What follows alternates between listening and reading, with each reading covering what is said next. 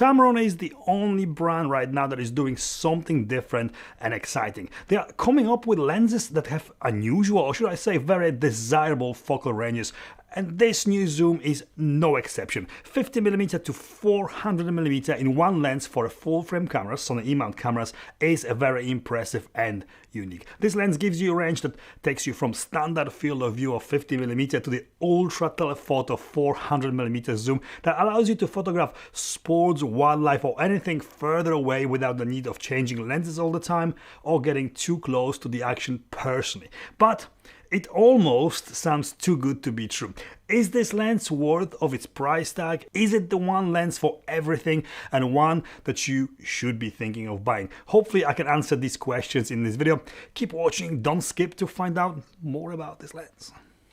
50 to 400mm f4.5 to f6.3. This lens has got no constant aperture. This means that you do have f4.5 at 50mm when fully zoomed out, but the aperture closes down to f5 as soon as you touch the zoom ring, and then to f5.6 up to 135mm and f6.3 to the end of the range at 400mm. This means that you need more light to shoot with it, even fully zoomed out. Maybe it's not ideal for shooting indoors with, not impossible of course, and also to fully utilize the full range of the zoom, that outdoors and the daylight will be the optimal conditions to get the best out of it. Performance, this is a Tamron, modern Tamron, and there's no surprise that this lens delivers outstanding results. Sharp, very fast autofocus and very easy to shoot with at all focal lengths. Optically, it is way above average and with very little chromatic aberration, no vignetting, very little ghosting or flaring and superb color and contrast. It's a lens that, because of this very versatile focal range, is good for pretty much anything. If you are after the elusive bokeh and superbly defined subject to background separation, then this, even though it has smaller changeable aperture, delivers a really great results due to the zoom compression. Basically, even with aperture as small as f6.3 at 400mm, you get beautiful blurred backgrounds, but the lens compression creates that compressed, squashed perspective when the background seems way closer to your subject than it really is. This makes some images or video shot with it look kind of 3D and different, which is a good thing.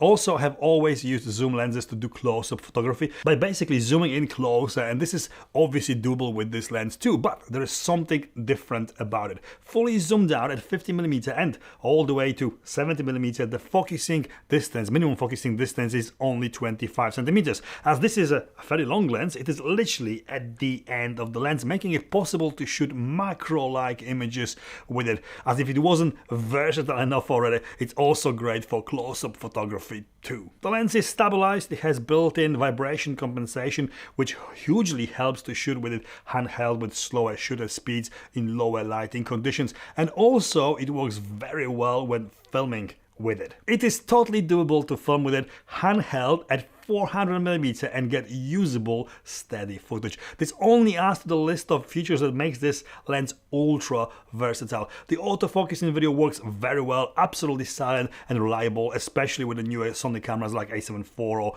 a7S III. Build.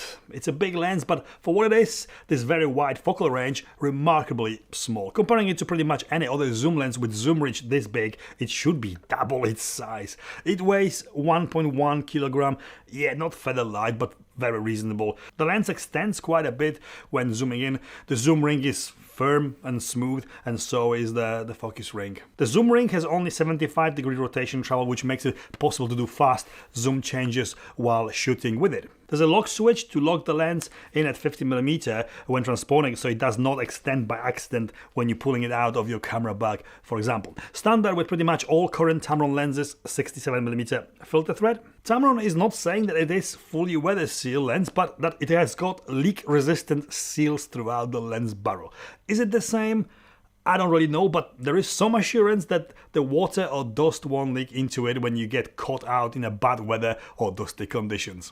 There's a tripod mount foot available to buy separately for it, not necessarily needed for everyone, but optional to take the weight of the camera mount if you are going to shoot with it from the tripod a lot. Vibration compensation switch with position 1 for general shake reduction and 2 for panning and off position, and a focus hold and custom switch that can be customized via the Tamron software. Tamron utility software, no auto manual focus switch on the lens, and that's for a reason, because you do have a USB-C socket on the lens and you can plug it directly to your computer to customize the buttons to your liking on the lens. You do have a focus hold and a custom 3-position switch, which I have just mentioned, to assign different functions to them via free Tamron lens utility software.